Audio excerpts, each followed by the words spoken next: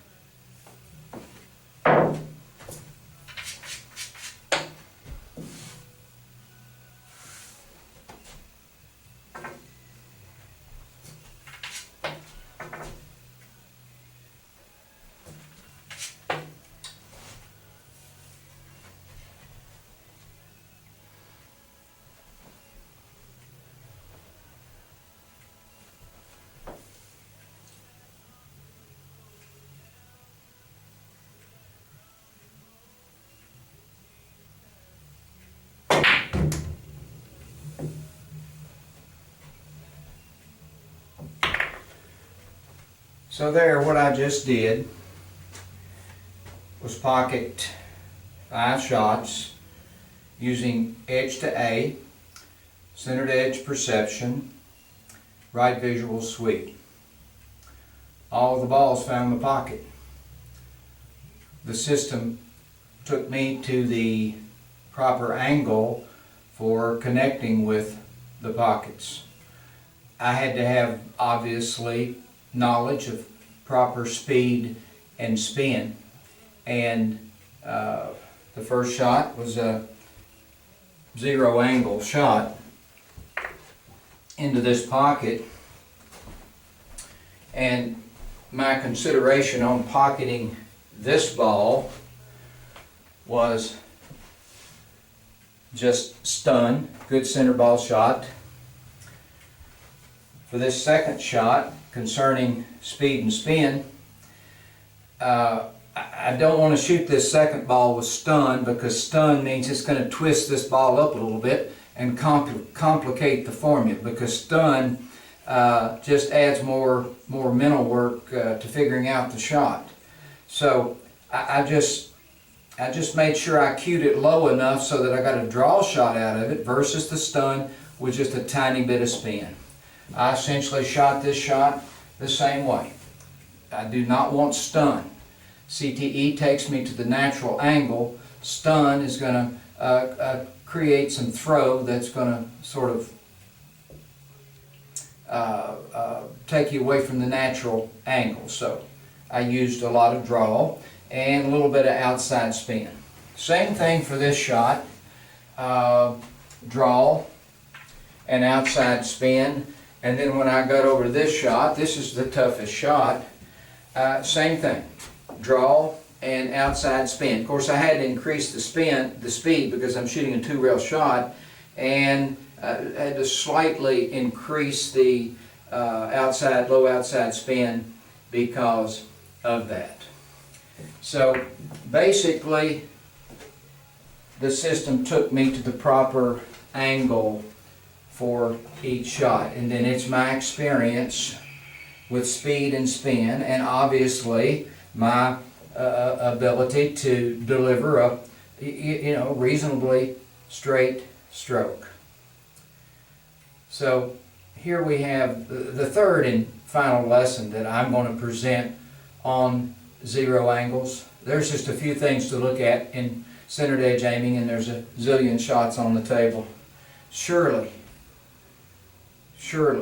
it's easy to understand that if there are only a few things to look at in center to edge aiming, and there's a zillion shots on the table, the various visuals are going to produce different shot angles. Now, one thing that I really haven't discussed yet, and I'm going to advance this so that everyone can see more about what's happening, but the angle that the system produces takes me to the correct aim for a pocket. Now, I've talked about this a lot, and I've talked about it a lot for years.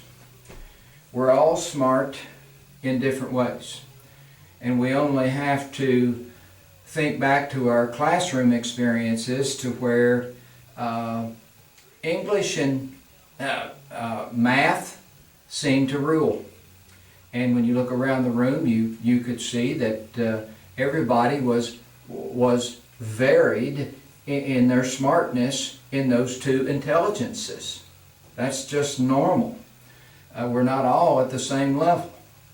Now, traditionally, we've tried to understand this game through language and math. But that's very difficult to do because those two intelligences really are not what is used to play this game. What's used to play this game it's your visual intelligence and your physical intelligence. Your visual intelligence does not have a set of words to tell you what it is doing, nor does your visual physical intelligence have math to give back to you. Certainly there's math involved in pool, but not in playing the game. So we all come to the table with a different set of visual and physical skills to play this game. And what CTE does, it uniquely presents a perception that connects with the geometry of a table. Now, when you come to a table, just as if we're not all the same level of smartness in math and language, we're not all the same level of smartness with our visual and our physical skills. But we can all improve in language and math if we so choose. We can all choose to improve in our visual and physical skills at the table.